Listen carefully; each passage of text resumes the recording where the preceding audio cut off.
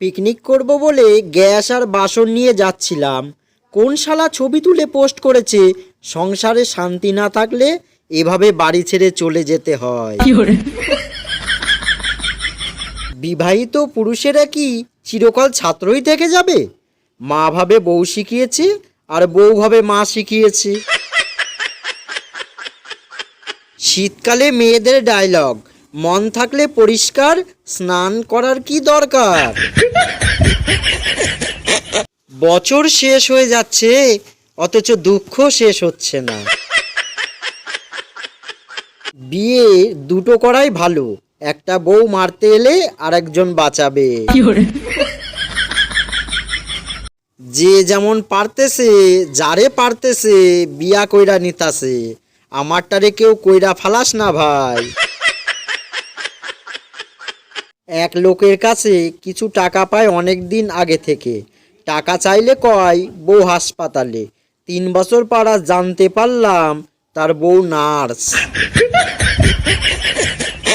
বিয়ে বাড়িতে গেলে মহিলারা জলে একে অপরের শাড়ি ও গয়না দেখে, আর পুরুষেরা জলে একে অপরের বউ দেখে।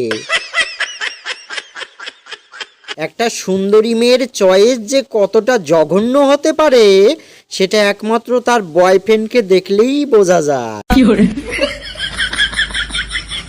চিকিৎসা পদ্ধতি উন্নতি হয়ে লাভ কি যদি ভালো লাগে না রোগের মেডিসিনই না থাকে?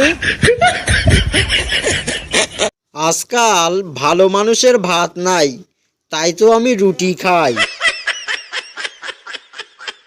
রাগ করাটা ধীরে ধীরে ছেড়ে দিয়েছি, কারণ আমার রাগ বোঝার মতো কেউ নেই। বিয়ে করলে গার্লফ্রেন্ডকেই করব, সেটা নিজের হোক বা অন্যের।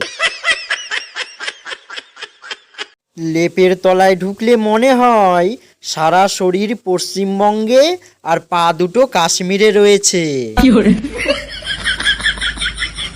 যাকে ভালোবাসেন তাকে মাঝে মাঝে দেরি করে রিপ্লাই দিয়েন, যদি সে লুচির মতো ফুলে না যায় তাহলে ভাববেন সে অন্য কোথাও লুচি ভাজছে।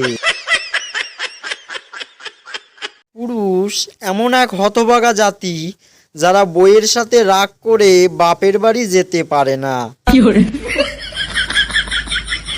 আমার প্রিয় ইউটিউব পরিবারের সদস্য সবাইকে জানাই বাংলা হাসির ভাণ্ডারের পক্ষ থেকে অসংখ্য ধন্যবাদ।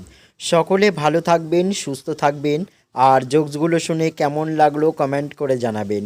আর চ্যানেলটিকে প্লিজ সাপোর্ট করে যাবেন। যারা এখনও পর্যন্ত সাবস্ক্রাইব করেননি প্লিজ সাবস্ক্রাইব করে দেবেন। আজকে এই পর্যন্ত রাখছি, ধন্যবাদ সবাইকে।